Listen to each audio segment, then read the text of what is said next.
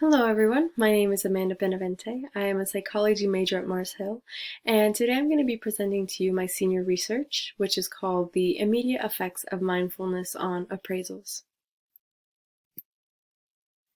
To start, we'll talk about what mindfulness is, and mindfulness finds its origins in ancient Eastern philosophy, specifically in Buddhist and Hindu thought, and it has since been modified into a more Western medicinal approach, and this was specifically done by Jon Kabat-Zinn with his mindfulness-based stress reduction program. Essentially, he looked at patients with chronic pain and used mindfulness to kind of aid them, and he found that mindfulness was very effective in decreasing pain within the patients. Since then, mindfulness has been taken into many different ways and used in different approaches and defined differently. However, a central theme was defined by Patcher et al., and he said that mindfulness was experiencing events and situations in a non-judgmental, attentional, and conscious manner.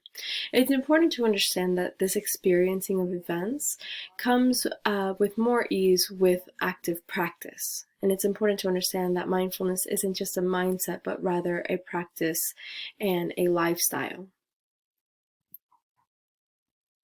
Some more background research.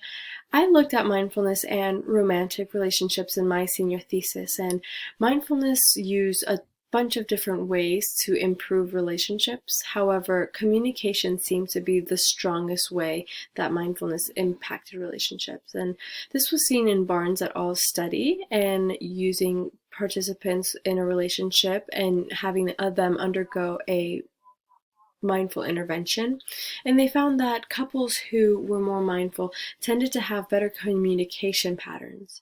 This, along with feelings of connectedness and intimacy, was reported amongst couples with mindfulness. Emotional regulation was also looked at, and essentially Hill and Updegraff found that reactivity within couples was also lessened when mindfulness was present. Essentially, this just meant that they were less reactive in a conflict situation. Appraisals was also looked at, and an appraisal is an evaluation of a stimuli and how people react based on that significance they've placed on the stressor. Essentially, people who were more mindful tended to have more positive appraisals. So for my research, I wanted to look at the aspects of mindfulness that wasn't addressed. For example, a lot of studies that I looked at had mindfulness used as a longer-term intervention, and I wanted to look at how mindfulness could be effective in the short term. I also wanted to look at different mindful practices that could be used. Essentially, research prior to this doesn't focus on how mindfulness can be used in the different focuses or different exercises. It more so just states a general mindful practice. And so I wanted to look at how focus could be effective in looking at conflict situations. So to study this, I had around 35 participants come in, and they had to have been in a relationship for 3 months or longer. Once they were in the study, I had them write down a summary of a conflict that they've had with their partner, and I asked them to have some depth to this conflict, not something that was just like, oh, we fought about where we're going to go eat, something that had some meaning. And after they did that, I had them take 3 surveys prior to the intervention. The first survey was the profile of mood states survey, and I wanted them to kind of just fill this out to see where they were at based on the conflict situation that they've written down.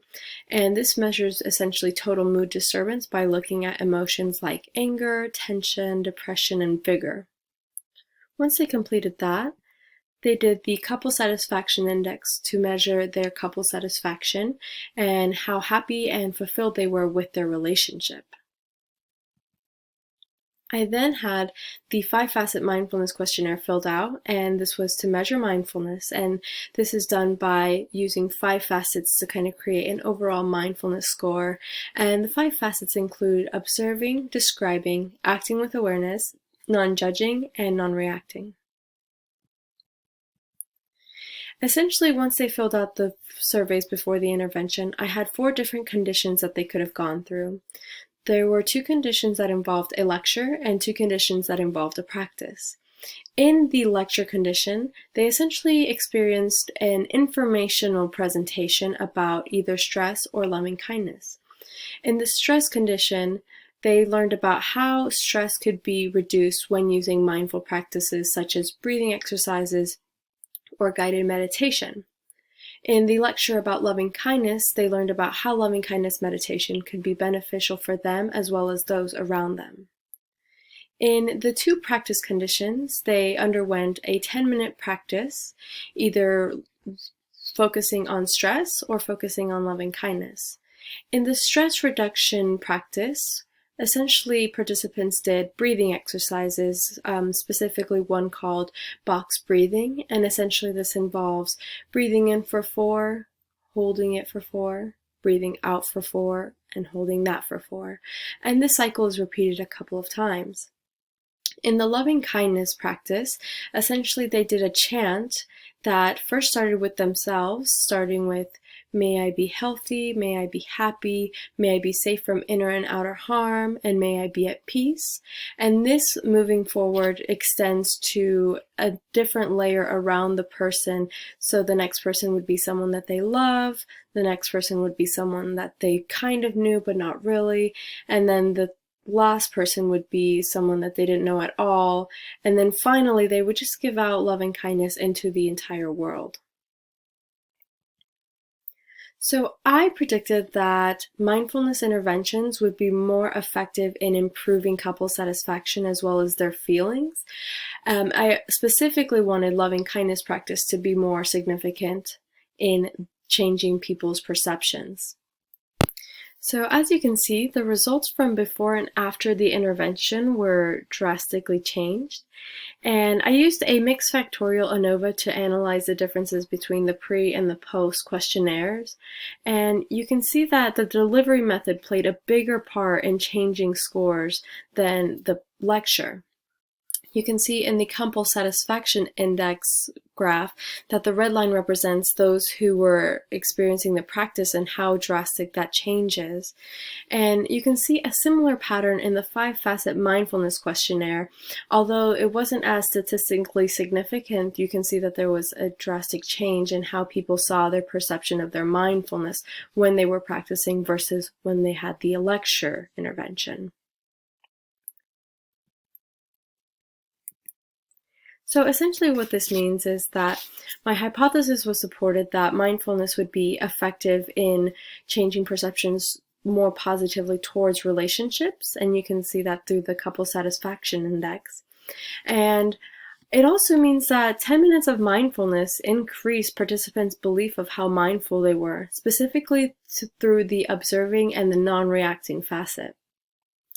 And it's also important to note that 10 minutes was beneficial, which confirms that my hypothesis was right and saying that mindfulness doesn't necessarily have to be used as a long-term intervention to have a change in perspective.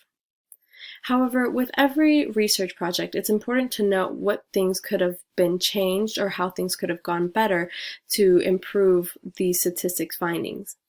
And essentially, in my research study, each intervention had a different number of participants just due to availability of the students. Also, there were technological differences in some of the presentations, and so I had to change the delivery method slightly. And one last thing I would have liked to have had differently is the population and the size of my sample. I believe that if I were to have had a bigger sample, I could have had more diversity represented within my study. So lastly, why is this important? Well, mindfulness research is supporting that mindfulness can be used to improve many things, but this research in particular supports the idea of using mindfulness in order to improve people's feelings about their relationships as well as the perspective on themselves. 10 minutes of mindfulness was really what people needed to change not only their minds about their partners, but also their ideas of how they were mindful in prior experiences. And during this pandemic, it's important to understand that mindfulness is going to be a very good helper in this stressful time, specifically the fact that we're in close quarters with those that we love, and we are also maybe very distant with other people that we may love and our friends and our partners. And so using mindfulness, specifically stress reducing mindfulness, can be very helpful in impacting the way that you see the situation, as well as being able to appreciate those around you and those even far from you.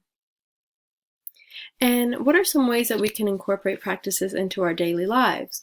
Well, essentially, mindful practices usually include meditation, breathing exercises, and yoga.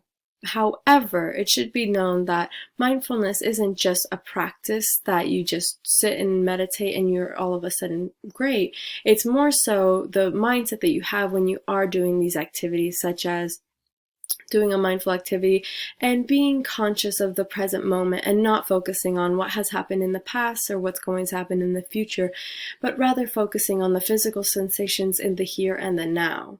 And it's important to say that every activity you do could be considered mindful if you do it with the right mindset and the right intention.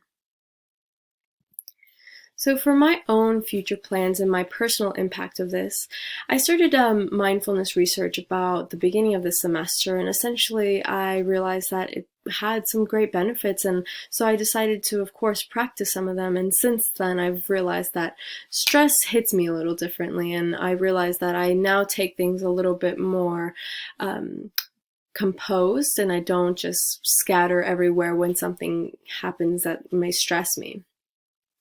I also would like to incorporate mindfulness research into my future research when I become a graduate student. I hope that I can incorporate this not only into my research, but to maintain this kind of practice within my own life. And I hope that you all have taken some pointers from this and you understand how mindfulness can be beneficial to you and how you can use it to your advantage, especially during this stressful time. And I hope that you guys enjoyed this presentation and will take these and consider these moving forward with your own experiences. Thank you.